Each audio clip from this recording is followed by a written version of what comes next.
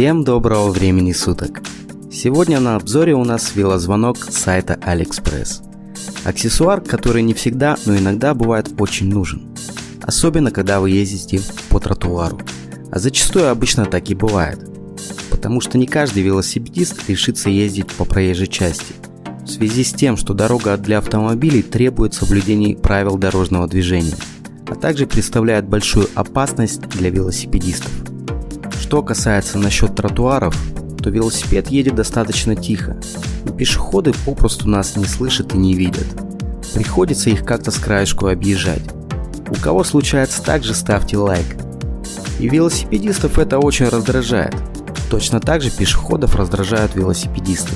Так сказать, взаимная нелюбовь. На этот случай существуют звонки для велосипедов. Но обычные звонки, на мой взгляд, устарели. Во-первых, они очень тихие. А во-вторых, пешеходы не очень обращают на них внимание. Поэтому было решено заказать электронный звонок. В конце обзора будет тест звонка, поэтому досмотрите до конца. Будет очень интересно. Итак, звонок приходит в прозрачной упаковке. Выполнен в черном цвете с синими вставками. Также у продавца есть зелеными, красными и оранжевыми вставками. Всего 4 цвета.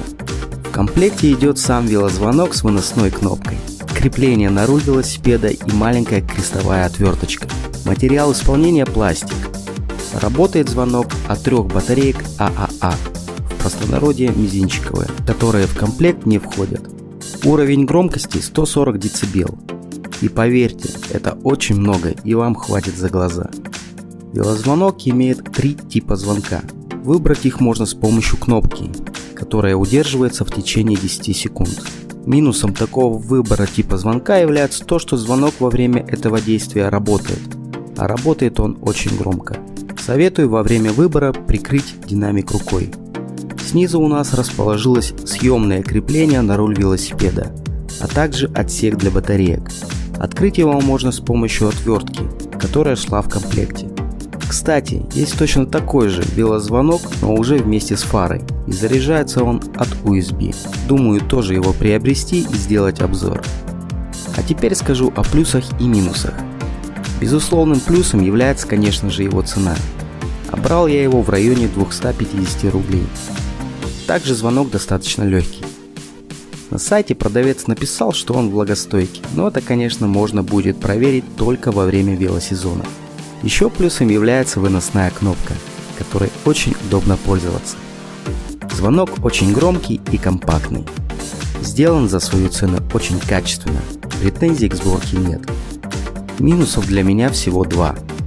Во-первых, эта кнопка, она несъемная, то есть если вы будете снимать велозвонок с крепления, то придется снимать его вместе с кнопкой. Во-вторых, хотелось бы, конечно, встроенный аккумулятор, чтобы его заряжать, а не менять батарейки.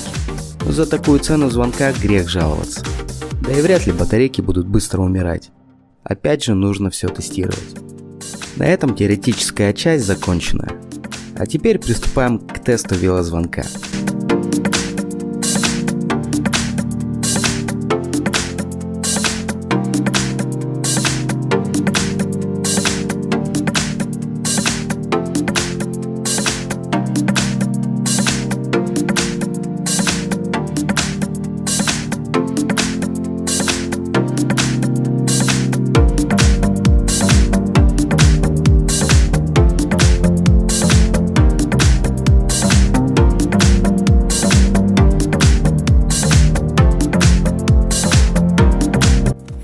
Итак, начинаем тест нашего велозвонка. Решил я провести тест в лесу, на открытом воздухе. Мне кажется, это более правильно, чем проводить его дома.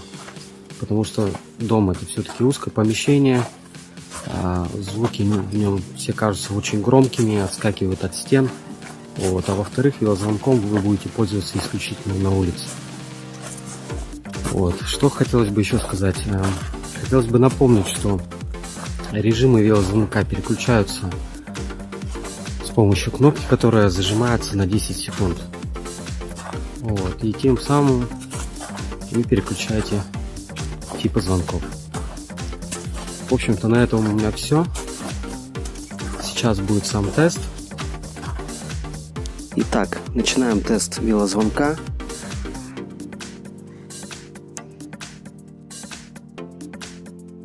Зажимаем кнопку.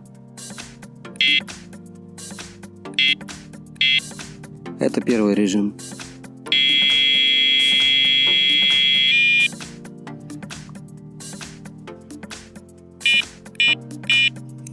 Это второй режим.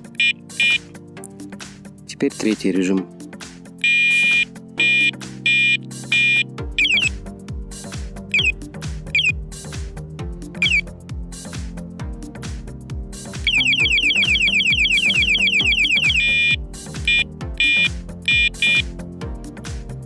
В общем, что хочу сказать, что звонок мне очень понравился. Всем его советую, тем более за такую цену.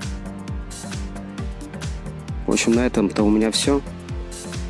Думаю, что этот обзор был для вас очень интересен. Подписывайтесь на канал, ставьте лайк. Всем пока.